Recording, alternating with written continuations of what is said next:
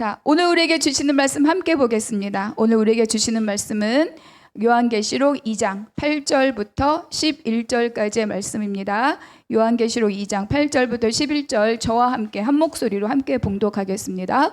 서머나 교회의 사자에게 편지하라. 처음이며 마지막이요 죽었다가 살아난 이가 이르시되 내가 내 환난과 궁핍을 알거니와 실상은 내가 부요한 자니라. 자칭 유대인이라 하는 자들의 비방도 알거니와 실상은 유대인이 아니요 사탄의 회당이라. 너는 장차 받을 고난을 두려워하지 말라. 볼지어다 마귀가 장차 너희 가운데에서 몇 사람을 옥에 던져 시험을 받게 하리니 너희가 10일 동안 환난을 받으리라. 내가 죽도록 충성하라. 그리하면 내가 생명의 관을 내게 주리라. 귀 있는 자는 성령이 교회들에게 하시는 말씀을 들을지어다. 이기는 자는 둘째 사망의 해를 받지 아니하리라. 아멘. 자, 오늘은 이제 7개의 교회 중에 두 번째 서머나 교회에 대한 말씀으로 우리가 함께 나누고자 합니다. 지난주에는 에베소에 관한 말씀을 나누었죠. 제가 이제 요한계시록에는 7개 교회의 말씀을 시작할 때 우리가 꼭 주의해야 될 말씀이 있다. 첫 번째, 계시록을 너무나 상징이나 또 환상으로만 풀면 어려움이 있다. 반드시 계시록 읽을 때는 교회를 주제로 말씀을 읽어야 될 것이라고 말씀을 드렸습니다. 그리고 모든 성경 말씀은 과거냐 미래냐보다 그 말씀이 지금 오늘을 살고 있는 우리에게 무엇이라고 말씀하고 있는가. 그래서 오늘을 항상 기억해야 됩니다. 그래서 우리가 하나님 나라의 구속사를 사는 가장 첫 번째 방법은 뭐냐? Here and now.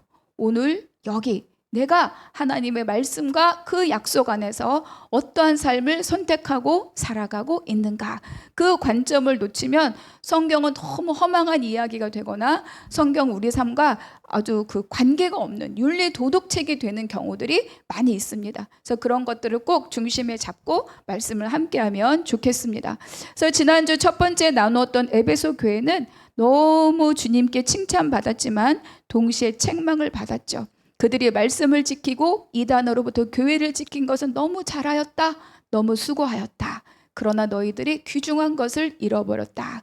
그것이 무엇이었습니까? 첫사랑이다.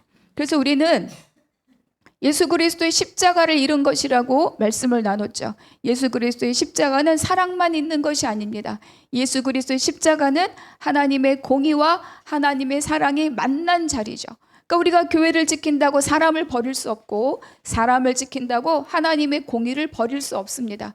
근데 그것이 함께 연합한 자리가 어디냐? 바로 예수 그리스도의 십자가라는 거죠.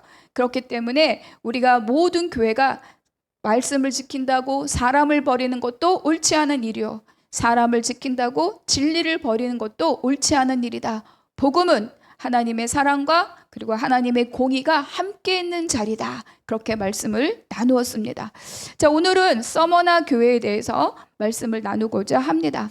먼저 서머나 지역이 어떤 도시냐? 황제 숭배로 굉장히 부요한 땅이 바로 이 서머나입니다. 지난주에 보았던 지도 잠깐 보겠습니다. 자, 여기가 바로 이제 7교회가 있는 지금으로 말하면 튀르키예, 제가 저기 갈 때면 터키 이랬는데 튀르키예 서남 쪽에 있는 지역입니다. 서머나가 보이죠? 어디랑 가까워요? 에게해 해변과 가깝습니다. 그러니까 서머나는 항구 도시예요. 항구 도시. 근데 이 서머나는 지금은 이즈미르라고 하죠. 그러니까 이즈미르라고 하는 주의 이즈미르 시입니다. 그러니까 주의 도청 소재지 같은 큰 대도시가 바로 그 당시에 서머나입니다. 그래서 이 항구 도시라고 하는 특징이 있는 것뿐만 아니라 이 서머나 교회가 도시가 갖고 있는 가장 중요한 특징은 뭐냐면 황제를 숭배하는 그 신전을 제일 먼저 세운 곳이 바로 이 서머나입니다. 그래서 황제 숭배 사상이 아주 강력했던 곳이 바로 이 서머나예요. 페르시아가 지배했던 때도 있고 주전 300년에는 알렉산더가 지배했고 그 후에 이제 로마가 이 지역을 통치하게 됐습니다. 그래서 주전 195년에 제일 먼저 신전을 세웠어요. 근데 그뿐만 아니라 이 서머나라고 하는 도시가 얼마나 로마에 얼마나 황제의 충성을 다했는지 바로 이 아시아 지역에 황제 신전을 건립할 수 있는 건축권을 따요. 무슨 뜻인지 아시겠어요? 서머나에만 신전을 건축하는 게 아니라 주변 도시의 황제 신전을 너희가 건축하라. 그 서머나라고 하는 이 도시에 그 권리를 주는 거예요. 그렇기 때문에 로마 정부로부터 엄청난 재정적인 지원을 받습니다. 그러니까 황제 숭배 사상이 강력하고 로마와 황제에게 너무너무 충성하는 도시고, 그리고 주변에 항구 도시이기 때문에 또 다른 신전들도 많고, 여러분 항구 도시의 특징이 있죠. 유곽이 많고 술집이 많고, 로마 사람들이 많이 살았기 때문에 로마 사람들을 위한 많은 타락한 그런 장소들이 많이 있었던 곳이 바로 이 서머나라고 하는 지역입니다. 그리고 뭐 로마 정부로부터 재정 지원을 받았을 뿐만 아니라 상업이 발달했기 때문에 돈이 많아요. 돈이 많다. 그리고 유곽과 술집이 많다. 황제 숭배 사상이 강력하다. 이방 신전이 많다. 여러분, 이런 지역은 그리스도인들이 살기에 적합합니까? 힘겨운 곳입니까? 힘겨운 곳이죠. 굳이 세세 따져보지 않아도 이 도시에서 믿는 자들이 살기가 얼마나 각박하고 힘들었을까 충분히 짐작하고도 남습니다. 자, 그래서 서머나 교회의 성도들의 삶이 어떠한가? 중요한 것은 뭐냐면 황제냐 예수냐입니다. 그래서 세세한 설명이 없어도 충분히 짐작이 가는 것처럼 이 당시의 사람들은 다 이 로마의 황제를 다 주라 그랬어요. 주라는 말은 그가 곧 신이다 라는 말과 함께 그가 곧 우리의 주인이다 이런 뜻입니다. 그런데 그리스도인들은 이거를 고백합니까? 안 합니까? 고백하지 않아요. 우리의 주는 오직 한 분, 예수 그리스도시다. 그렇기 때문에 황제를 주라고 절대로 고백하지 않는 자들이 바로 이 그리스도인들 믿는 자들이었습니다. 그러면 로마 정부가 이들을 가만히 둘까요? 그렇지 않겠죠. 그러니까 이들은요, 모든 삶의 영역에서 철저하게 박해받고 탄압받습니다. 일단 정치적으로 로마 정부와 그리고 황제를 부인하는 자들로 반역자 취급을 받는 것이 바로 이 서머나 교회와 성도들이었습니다. 그리고 많은 정치적, 경제적 탄압을 받죠. 첫 번째는 뭐냐? 시민권을 박탈당해요. 여러분, 로마 시민권은요, 권세입니다. 바울이 로마 시민권을 갖고 유럽까지 복음을 전했습니다. 그런데 로마 시민권을 가진 자에게 로마 시민권을 박탈하고 아예 로마 시민권을 주지를 않아요. 두 번째는 뭐냐면 무역에서 배제됩니다. 항구 도시잖아요. 그러니까 많은 상거래가 이루어지고 지금으로 말하면 무슨 뭐 수산조합, 농업협동조합 이런 길드들이 만들어지는데 거기에 껴주질 않는 거예요. 생업을 할 수가 없고 장사를 할 수가 없고 경제적인 활동을 할 수가 없었습니다. 또 하나는 뭐냐? 생명의 위협을 받았어요. 왜냐하면 반역자 취급을 받았기 때문에 지속적으로 생명의 위협을 받는 것이 바로 이 서머나 교회의 성도들이었습니다. 자, 우리가 9절을 잠깐 보겠습니다. 9절. 자, 앞에 있는 부분 우리 함께 읽어볼까요? 시작. 내가 내 환난과 궁핍을 알거니와. 자, 환난과 궁핍 이렇게 적혀 있죠. 근데 이 환난이라는 단어의 원어는 어떤 뜻을 갖고 있느냐? 여러분, 옛날에 그 올리브유나 이런 기름을 짜는 건 다 어떻게 짜요? 압착법을 짜잖아요. 프레스를 이렇게 눌러가지고 꽉 눌러서 기름이 쭉 나옵니다. 지금도 전통적인 방법으로 튀르키예나 이런 유럽에 가면 이렇게 올리브유를 착즙해서 파는 곳들이 많이 있어요. 그런데 이제 그렇게 숨 막힐 정도로 압박을 받는 상태를 저 플립시스, 스 발음이죠. 그런 단어를 쓰고 있습니다. 자, 두 번째 궁핍이라고 하는 단어는 푸토케이아라고 하는데, 여러분 우리가 가난은요 여러 가지를 궁핍하다, 가난하다 이럴 때 쓰는 단어들이 여러 가지가 있어요. 근데 여기서 사용된 저 푸토케이아라고 하는 단어는 뭐냐? 거지 같은 상태란 뜻입니다. 100% 빌어먹지 않으면 1도 얻어먹을 것이 없는, 철저하게 아무것도 없는 상태, 철저하게 버려진 상태일 때 쓰는 것이 바로 이 푸토케이아라고 하는 단어예요. 그러니까 그 당시 서머나 지역에 있는 믿는 자들이 당하는 이 어려움들, 박해의 정도는 지금 우리가 상상도 할 수 없는 어마무시한 상황이었다. 그것을 여기서 말하는 환난과 궁핍이라는 단어가 우리에게 가르쳐주고 있습니다. 근데 여러분 이렇게 얘기하니까 그냥 그렇구나 이렇게, 이게 어떤 정도인지 여러분 체감되지 않으시잖아요. 그렇죠? 여러분 생각해 봅시다. 내가 예수를 믿고 교회를 다닌다는 이유로 모든 취업이 안 돼. 너 보니까 예수 믿어? 직장 안 돼. 너 예수 믿어? 공무원 안 돼. 너 예수 믿어? 교회 교사 안 돼. 모든 취업에서 대기업 안 돼. 중소기업 안 돼. 취업에서 다 배제된다. 먹고 살 길이 없는 거예요. 아, 그럼 장사를 하자. 떡볶이집을 하려고 하고 구두수선집을 하려고 하고 조그만 자영업을 하려고. 근데 너 예수 믿어? 사업자 등록증 안 내줘. 또는 어떻게 합니까? 당신 예수 믿고 교회 다녀? 세금 80%. 장사할 수 있습니까? 없습니까? 못하는 거예요. 집? 대출 안 해줘. 또 그것만 있는 게 아니에요. 교육? 안 돼. 부모가 교회 다녀? 예수 믿어? 학교 교육 안 돼. 입학 불허. 그럼 자녀들도 교육을 시킬 수 없는 거예요. 여러분, 이런 사회, 이런 세상 한 번이라도 생각해 보신 적 있습니까? 먹고 사는 것 어떻게든 감당한다고 하는데, 특히 우리나라 부모님 같은 경우라면 나 때문에, 예수 믿는 부모 때문에 내 자녀가 학교를 갈 수 없고 학교 교육을 받을 수 없다라고 한다면 여러분 어떻게 하시겠습니까? 상상도 할 수 없죠. 그런 일이 있을 수 있다고 여러분 꿈도 꾸지 못할 것입니다. 그런데 그런 일들을 실제로 겪고 사는 것이 누구다? 그 당시 이 서머나 교회와 그 성도들이었다는 거예요. 그런데 이제 저는 이런 걸 보면서 저희 집안 이야기긴 하지만 저희 사촌 오빠가 생각이 납니다. 저희 사촌 오빠가 공직에 있으셨어요. 그런데 이제 예수님 물론 믿는 분이시죠. 어느 날 저희 엄마 살아계실 때 전화가 왔는데 엄마가 전화를 끊고 너무 마음을 아파하면서 울먹울먹 하시는 거예요. 이유는즉슨 뭐냐, 오빠가 공직에 있는데 승진이 안 되는 거예요. 그러니까 누구한테 일을 맡기면 정직하다, 절대로 로비 없다, 부정부패 없다, 일 확실하다라는 평가는 받으나 어떻다? 승진이 안 되는 겁니다. 그런데 막 선배들이 승진하고 동기들이 승진할 때까지는 그래도 참을만 했는데 막 이제 후배들이 막 밀고 올라오니까, 남자잖아요. 직장에서 얻는 승진이나 이런 어떤 지위가 또 얼마나 중요하게 느껴집니까? 그게 이제 힘들었나 봐요. 그래서 저희 엄마한테 전화를 해갖고는 고모, 예수 믿고 세상 사는 게 쉽지 않다 그러더래요. 이거 어떤 뜻이겠습니까?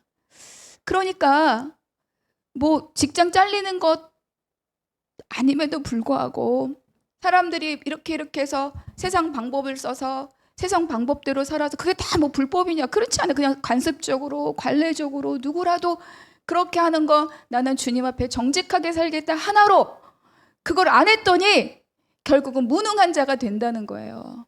그것도 견디기 힘든데 내 자녀가 학교를 보낼 수 없다, 거주지를 받을 수 없다, 내가 먹고 사는 경제적인 활동을 할 수 없다라고 한다면 여러분 어떻게 하시겠습니까? 예수 믿으시겠습니까? 그래도 교회 다니시겠습니까? 튀르키예 지역에 가면 괴레메 지역이 있어요. 거기는요 깊게 굴을 팠습니다. 제가 다음 주에는 사진을 좀 가지고 올게요. 그래서 구멍이 뚫려 있어요. 밖에서는 잘 모르고요. 밖에서 보여도 들어갈 수가 없어요. 로마 군사들이. 왜? 진짜 개미굴 같아요. 근데 거기다 환풍구가 달려있고 평생 그 괴레메 굴 속에서 태어나서 죽을 때까지 굴 속에서만 살다 죽는 사람들이 있다는 겁니다. 왜? 종교의 핍박을 피해서. 여러분, 우리는 상상도 할 수 없죠. 어떻게 사나 싶죠. 거기 들어가 보면요, 뭐가 있냐? 예배 처소가 있고요, 세례터가 있고요, 성찬할 수 있는 장소가 다 따로 준비되어 있어요. 거기서 일평생 예수 믿기로 결단하고 그렇게 숨어서 예배를 드려 무덤에 들어온 카타콤만 있는 게 아닙니다. 그 당시 성도들은 그렇게 예배를, 그렇게 믿음을, 그렇게 예수를 지키고 살았다는 거예요. 그러한 삶이 여기 이렇게 표현되는 거죠. 너희의 궁핍과 너희의 환난이라고 표현하고 있습니다. 그러니까 이들은 먹고 사는 건 막막하죠. 그러니까 빌어 먹고 살 수밖에 없는 그런 상황에 놓여 있는 겁니다. 또 하나가 뭐냐, 계속 믿는 자들을 로마 이 병사들이 추적해 다녀요. 아까 말씀 중에 보니까 그들이 자칭 유대인이라 하는 자들의 비방도 알거니와 실상은 유대인이 아니요 사탄의 회당이라. 그러니까 이들을 밀고 하고 고발하고 앞잡이하는 것들이 다 누구냐? 유대인들이라는 거예요.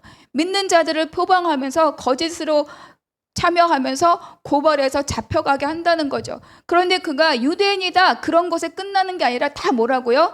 사탄의 회당이라는 거예요. 예수를 핍박하고 예수 믿는 자들을 핍박하고 결국 복음이 퍼지는 것을 회방하는, 다 사탄의 회당이다, 이렇게 주님이 말씀하고 계신 거죠. 그렇다면 그들은 단지 먹고 사는 문제만 있었겠느냐? 그게 아니라는 거죠. 실제로 목숨의 위협을 받았다. 그래서 이 서머나 교회는 순교자가 많이 난 그런 교회가 바로 또 서머나 교회입니다. 근데 서머나 교회만 순교자가 있는 건 아니에요. 다른 7개 교회 중에 다른 교회들도 서머나 교회가 있었는데, 아니 순교자가 있었는데 서머나 교회가 유독 더 많았다는 거죠. 그 중에 가장 유명한, 우리가 알만한 사람이 누구냐? 폴리캅이라고 하는 목회자입니다. 목회자. 그래서 이 지역에서 활동하고 있고, 이즈미르 지역에 활동하고 있고, 또 이 서머나 교회를 목회했던 그런 감독입니다. 근데 이제 그 당시에도 밀고를 당하고 체포를 당하게 됐죠. 그래서 이제 그 황제 앞에 총독 앞에 서게 됩니다. 근데 이 폴리캅이라고 하는 사람이 인격과 인품과 평판을 너무 잘 알고 있기 때문에 이 사람을 죽이는 게 너무 아까운 거예요. 그래서 말합니다. 주교님, 한 번만 주라고 하십시오. 그럼 내가 더 이상은 아무것도 요구하지 않겠습니다. 그때 이 폴리캅 감독이 뭐라고 말하느냐? 나는 86년 동안 예수를 섬겼습니다. 근데 86년 동안 주님은 한 번도 나를 모른다고 하지 않으셨는데, 내가 이제 와서 어떻게 주님을 모른다고 하고 그분을 내가 모독하겠습니까? 끝끝내 그 한 번을 말하지 않아요. 여러분, 이런 믿음에 대해서 어리석다, 고리타분하다, 융통성이 없다, 한 번 하고 돌이키면 되지 뭘 그렇게 고집을 피우냐? 여러분, 그렇게 말씀하시겠습니까? 여기엔 생명이 걸린 일이에요. 그분에게는 그 한 번이 곧 생명이었던 거죠. 그래서 또 말합니다. 당신을 사자밥에 던질 수도 있고 화형에 처할 수도 있다. 사자밥보다 화형이 더 아플 것 같으니까 내가 당신을 화형에 처하겠다. 그랬더니 이분이 그렇게 대답했대요. 사자밥 말고 나를 화형에 처해 주십시오. 그래서 뭐라고 이야기했느냐? 나의 화형은 금방 끝나지만 당신들은 영원한 불못에 들어갈 텐데 어떻게 하시겠습니까? 지금이라도 나를 따라 예수를 믿으십시오. 이렇게 말했대요. 여러분, 할 수 있겠습니까? 저는 오늘 새벽에 이 말씀을 다시 읽으면서 나는 이런 생각 많이 했습니다. 그리고 마지막에 이제 화형 당할 때 막 몸부림치니까 이 기둥에 몸을 묶거든요. 그랬더니 폴리캅이 그렇게 말했대요. 나를 묶지 마십시오. 불 가운데서 견디게 하시는 분께서 내 손과 발을 못으로 고정하지 않아도 내가 흔들리지 않게 하실 것입니다. 제가 한참 전이죠. 이제 신대원 들어가려고 시험 다 보고 1차, 2차 보고 이제 3차 면접을 가요. 근데 3대 1로 면접을 해요. 근데 그 중에 한 분 교수님이 누구셨냐? 지금 이제 다른 교회 담임으로 가셨는데 주기철 목사님이 조카분이 저희 학교의 교수님이시고 제 면접관 중에 한 분이었어요. 여러분, 그런데 면접 학교 이런 데 가면 다 족보 도는 거 아시죠? 족보. 어떤 교수님은 어떤 질문한다, 어떤 교수님은 뭐 물어본다, 이런 거 있잖아요. 그래서 저에게 이제 들려온 족보 중에 하나가 뭐냐? 그 주 아무개 교수님이 면접관이면 반드시 물어보는 게 있는데, 순교하시겠습니까?를 물어본다는 거예요. 순교하시겠습니까? 이렇게 물어보신대요. 다 나름대로 뭐라고 대답을 하면 좋은 성적을 얻을 수 있을까, 다 나름대로 답을 준비를 했어요.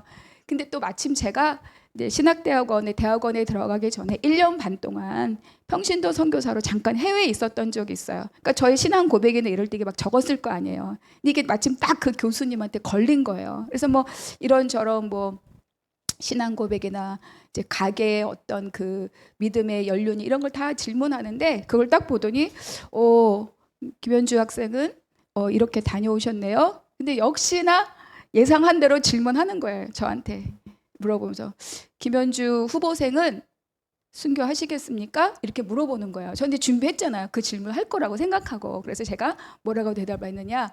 하나님이 순교를 원하시면 저는 순교하겠습니다. 이렇게 대답했어요. 그랬더니 또 물어보는 거예요. 김현주 후보생은 순교하시겠습니까? 이렇게 또 물어보는 거예요. 제가 이제 그때 좀 갈등이 오잖아요. 시험인데, 지금 면접인데 이거 통과해야 내가 합격하는데. 그래가지고 제가 또 그런 류의 대답을 또 했어요. 근데 멈추지 않으시고 또 물어보시더라고요. 정확하게. 김현주 후보생은 순교하시겠습니까? 이렇게 물어보는 거예요. 세 번째, 제가 뭐라 그럴게요? 울었어요. 울면서 순교하겠습니다. 그러고 나왔어요.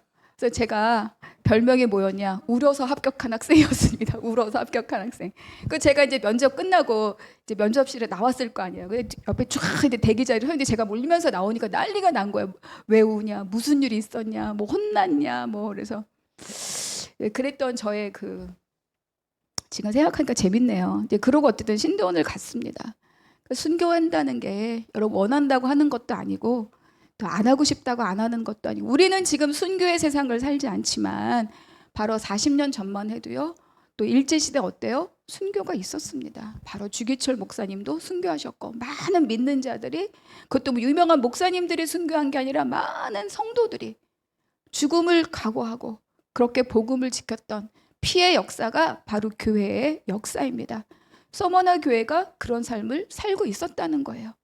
자, 그래서 이 서머나 교회에 주님이 편지를 보내십니다. 그렇죠? 근데 뭐라고 편지를 보내시는가? 우리가 8절 한번 읽어보겠습니다. 시작. 서머나 교회의 사자에게 편지하라. 처음이며 마지막이요 죽었다가 살아난 이가 이르시되. 환난과 궁핍 앞에 놓여 있는 이 서머나 교회와 성도들에게 죽었다가 살아나니 처음이며 마지막인 이가 바로 편지합니다. 누굽니까? 예수 그리스도입니다. 자, 그런데 요한계시록 1장에 예수 그리스도에 대한 많은 표현들이 있어요.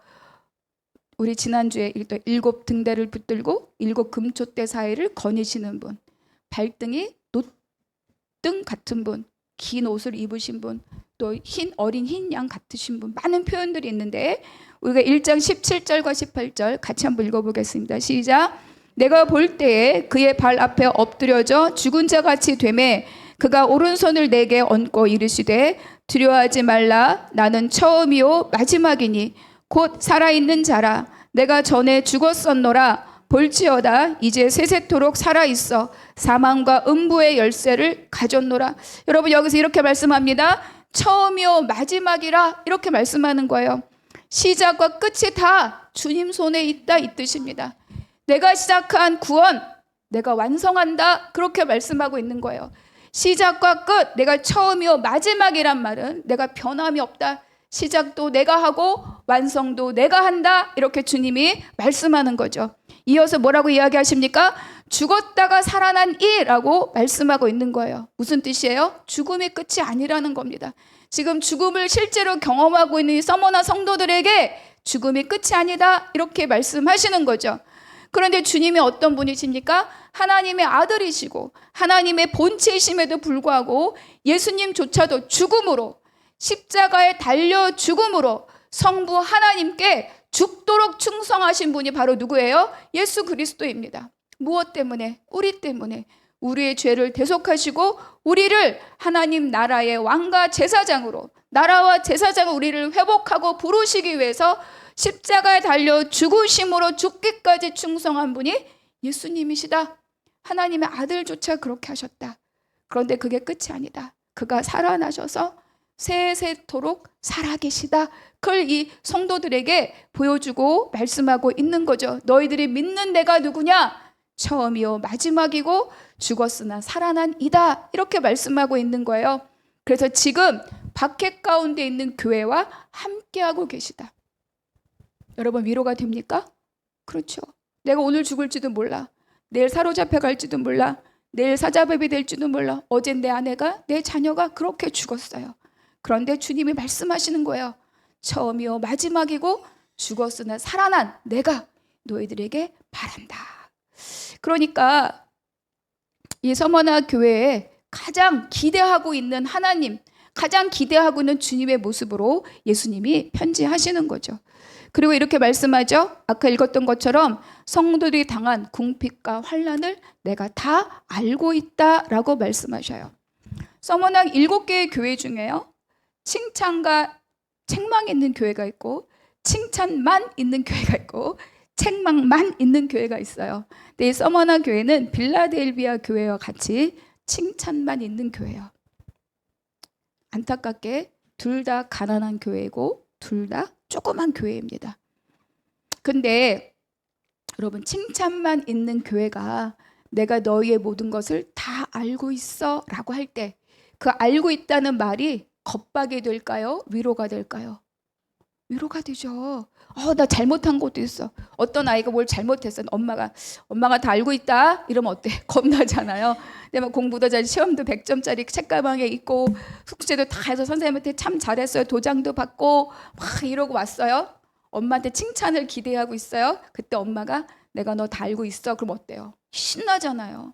지금 서머나 교회가 지금 그런 마음인 거예요. 주님이 너의 궁핍과 환난을 내가 다 알고 있어. 이렇게 말씀하시는 거죠. 그런데 그것을 알고 있다 뿐만 아니라 뒤에 이어서 뭐라고 하시는가? 글씨 한번 읽어볼까요? 실상은 내가 부요한 자니라. 다시 한번 읽어보겠습니다. 시작. 실상은 내가 부요한 자니라. 너무 이상하지 않습니까? 지금 환난과 궁핍을 겪고 있는 이 교회에 뭐 때문에, 도대체 뭐가 부요한 것인가? 여러분, 이런 질문 떠오르지 않습니까? 오늘 죽을지 내일 죽을지 모르고 먹고 살 게 없어 거렁뱅이처럼 살고 있는데 뭐가 부유하다는 것인가? 여러분, 출애굽한 이스라엘 백성들이 광야를 지나갑니다. 그렇죠? 5개의 광야를 지나고 성막을 만들고 그리고 출발을 했어요. 가데스 바네아라고 하는 지역을 도착해서 바로 이 가나안 땅에 12명의 정탐꾼을 보냅니다. 다 기억하시죠? 정탐을 40일 동안 하고 돌아왔어요. 근데 10대 2예요. 10명은 낙심의 보고를 하고 2명은 소망의 보고를 하는 거예요. 똑같은 광야를 지나왔고 똑같은 땅을 보고 왔는데 10명은 못 간다. 애굽으로 돌아가자 이렇게 말하고 2명은 아니다. 그들은 우리의 밥이다 라고 말하는 거예요. 도대체 이 차이는 어디서 오는 건가? 절망의 보고를 하는 자가 부요한 자입니까? 소망의 보고를 하는 자가 부요한 자입니까? 여러분, 부요한 자라고 하는 것은 물질의 문제가 아니라는 거예요. 부요하다라고 하는 것은 하나님의 약속을 믿고 붙드는 자가 부요하다 이렇게 말하는 거죠. 그러니까 진정한 부요는 물질이 아니라 하나님의 약속을 붙들어 충만한 마음이 부요한 것이라고 말씀에서 가르쳐주고 있습니다. 그러니까 그것이 없으면, 하나님의 약속에 대한 확신이 없으면, 하나님의 약속을 붙들지 않으면 어떻게 돼요? 자꾸 자기 육신의 소욕으로 돌아가는 거예요. 바로 10명의 정탐꾼을 따라가고자 했던 나머지 백성들처럼 애굽에 고기가 있었는데, 고깃가마가 있었는데, 애굽에 파와 부추와 마늘이 있었는데, 애굽에는 나일강 때문에 풍부한 물이 있었는데, 이렇게 말하는 거죠. 그들이 그때 그 삶을 어떻게 살았는지는 안중에도 없어요. 다 자기 육신을 따라서 지금 여기에 왜 가고 있는지도 잊어버리고, 하나님이 왜 10번의 재앙을 통해서 끌고 나오셨는지도 잊어버리고, 그들이 가야 할 땅에 무엇이 약속되어 있는지도 잊어버리고, 거기에 고깃가마가 있었다 이렇게 말하는 겁니다. 다 약속을 믿지 않고 약속을 붙들지 않고 하나님 나라의 기대 자체를 꺾어버리면 다 자기 배부른 것만, 배 채우는 일만 따라서 살게 된다는 것을 우리에게 가르쳐주고 있어요. 신명기 6장에 이런 기록이 있습니다. 함께 읽겠습니다. 시작.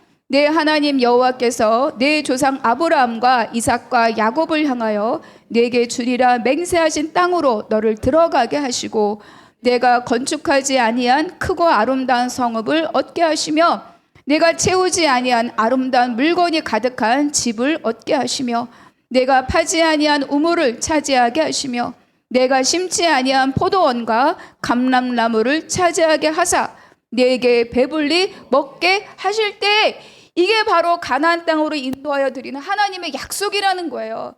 그래서 정탐해서 간 건데 이 약속은 잊어버리고, 이 약속은 기억도 안 하고, 이 약속을 붙들지 않고 자기의 육신의 눈으로 본 건 나보다 큰 안악자손이 있더라. 그들에 비하면 우리는 메뚜기다. 들어갈 수 없으니 지도자를 사와 애굽으로 돌아가자 이렇게 말한다는 겁니다. 똑같은 거예요. 우리가 삶을 살 때 어려움이 있을 때마다 돈을 구하고 명예를 구하고 인맥을 찾고 그럴 때 어떻습니까? 하나님이 우리에게 무엇을 원하시느라고, 우리를 어떻게 살게 하시려고 십자가에 달려 돌아가신 날을 잊어버리고 내가 이 땅에서 어떻게 하면 배부른 삶을 살 것인가만 생각하게 된다는 거예요. 그러면 세상 사람들과 똑같이 삽니다. 적당한 데서 사람 쓰고, 적당한 데서 돈 쓰고, 적당한 데서 인명 쓰고.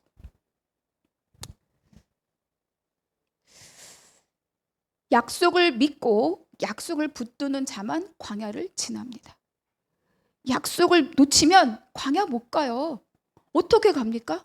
앞에 아무것도 없다고 생각하는데, 광야 한 발 더 가면 더 죽을 일밖에 없다고 생각하는데 어떻게 광야를 지나갑니까? 이거를 붙들어야 광야를 가는 거예요. 그래서 그 땅에 도달하는 거죠.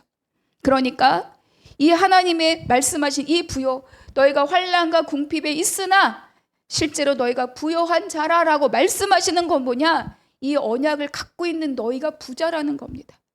지금 너희가 배불러서 부자가 아니라, 내가, 왜 하나님은 어떤 분이시니까 처음이요 나중이고 모든 것을 시작하고 완성하는 분이고, 사람들은 죽으면 끝이라고 말해, 나는 죽었다가 살아난 이고, 사망과 음부의 권세를 가진 자가 나라고 말씀하시지 않습니까? 그거를 붙들어야 광야를 가는 거죠.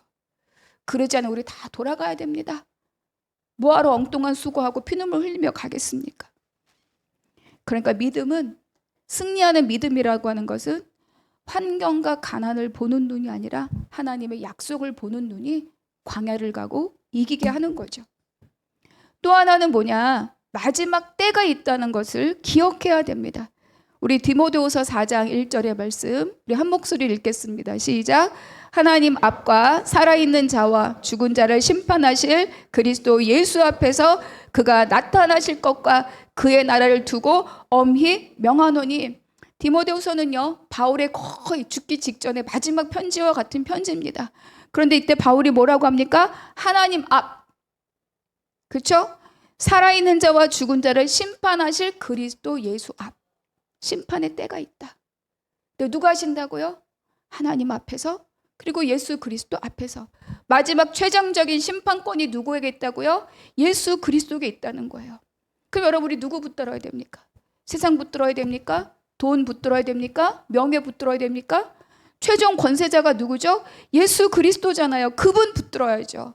그거 위에 우리가 살 길이 있겠습니까? 그래서 이어서 이 서머나 교회에 주시는 주님의 말씀이 바로 10절입니다. 10절 읽겠습니다. 시작. 너는 장차 받을 고난을 두려워하지 말라. 볼지어다 마귀가 장차 너희 가운데에서 몇 사람을 오게 던져 시험을 받게 하리니 너희가 10일 동안 환난을 받으리라. 내가 죽도록 충성하라. 그리하면 내가 생명의 관을 네게 주리라. 지금 현재 진행형으로 궁핍과 환난을 당하고 있는 이 서머나 교회를 주님 뭐라 그래요? 그들의 환난과 궁핍이 끝난 게 아니래요. 또 닥쳐올 것이다, 이렇게 말씀하고 계시죠. 그런데 주님은 내가 막아주니까 걱정하지 마, 이렇게 말씀하시는 게 아니라 너희가 당할 것이다, 이렇게 말해요. 그러나 두려워하지 말라, 이렇게 말씀하시는 거죠. 첫째는 왜 두려워하지 않을 수가 있습니까? 죽었으나 살아계셔서, 세세토록 살아계셔서 사망과 음부의 권세를 쥐고 세상 끝날까지 내가 너희와 항상 함께 하리라. 이 주님의 약속이 있기 때문에 두려워할 필요가 없다, 이렇게 말씀하시는 거죠. 두 번째는 뭡니까? 환난의 날이 영원하지 않다는 거예요. 여러분, 여기서 10일이라고 말하죠. 10일 동안 환난을 받으리라. 근데 여러분, 이 10일을요, 10일이 상징하는 게 뭐지? 그때 몇 년부터 몇 년까지인가? 아니면 누구를 말하는가? 아니면 무슨 상징을 말하는가? 여러분, 이러면 계시록 못 읽어요. 우리가 기억할 것이 있습니다. 10일은 제한된 시간이라는 거예요. 제한된 시간. 시작하는 날이 있으면 반드시 뭐예요? 끝나는 날이 있다는 거예요. 그런데 주님께서 우리에게 약속하는 시간은 10년입니까? 5년입니까? 영원입니다. 영원. 여러분, 10일을 주고 영원을 사시겠습니까? 영원을 팔고 10일을 사시겠습니까? 너무 계산이 명확한 거 아닙니까? 그래서 주님의 모든 시간, 10일의 시간이든 영원의 시간이든 누구에게 있다? 예수 그리스도가 그 시간의 주인이다, 이렇게 말씀하고 있는 거죠. 여러분, 주님은 천년도 하루 같은 분이 주님입니다. 그러니까 여러분, 우리가 누구랑 함께 해야 될지 너무 명확하게 말씀하고 있는 거죠. 그러니까 그 당시 상황으로 보면 로마 군병들이 찾아다니고 색출하고 잡히면 끌려가고, 그러지만 그 시간은 영원하지 않다. 끝날 때가 있다. 그러나 나와 함께하는 시간은 영원하다 말씀하시는 거죠. 그러니 두려워하지 말고 어떻게 하라고요? 죽도록 충성하라 이렇게 말씀하십니다. 고린도후서 4장 17절과 18절 말씀 같이 읽겠습니다. 시작. 우리가 잠시 받는 환난과 경한 것이 지극히 크고 영원한 영광에 중한 것을 우리에게 이루게 함이니 우리가 주목하는 것은 보이는 것이 아니요 보이지 않는 것이니 보이는 것은 잠깐이요 보이지 않는 것은 영원함이라 이렇게 말씀하는 거예요. 내가 지금 잠깐 받는 이 환난은 경한 것, 가벼운 거라는 거예요. 근데 이것이 우리를 어디로 인도해 주느냐? 크고 영원하고 중요한 것으로 우리를 인도해 준다는 겁니다. 잠시 겪는 환난이 싫어서 물러서면 내가 욕심내는 중하고 크고 영원한 것 놓친다는 거죠. 그러나 잠시 받는 환난의 경한 것을 내가 감당할 때 그것이 우리를 어디로 이끌어 간다고? 영원한 것으로 이끌어 준다. 여러분 광야 지나야 가나안 가는 겁니다. 애굽 딱 나왔는데 빨간 구두 신은 것도 아니고 가나안에 턱 도착합니까? 그렇지 않아요. 우리의 믿음의 여정은 다 과정이 있습니다. 성장이 있습니다. 아무리 IQ 좋은 아이가 세상에 나도 성장해야 역할을 하는 거예요. 먹여야 되고 입혀야 되고 가르쳐야 되고 훈육해야 되고 사람 꼴이 되도록 가르쳐야 그 역할을 하는 겁니다. 믿음의 사람도 똑같습니다. 그래서 잠시 받는 환난에 경한 것은 환난으로 끝나는 것이 아니라 크고 영원하고 영광된 중한 것으로 우리를 어때요? 이끌어 간다. 그러니 10일의 환난을 두려워하지 마라. 죽도록 충성하라. 이렇게 주님이 우리에게 말씀하실 수 있는 거죠.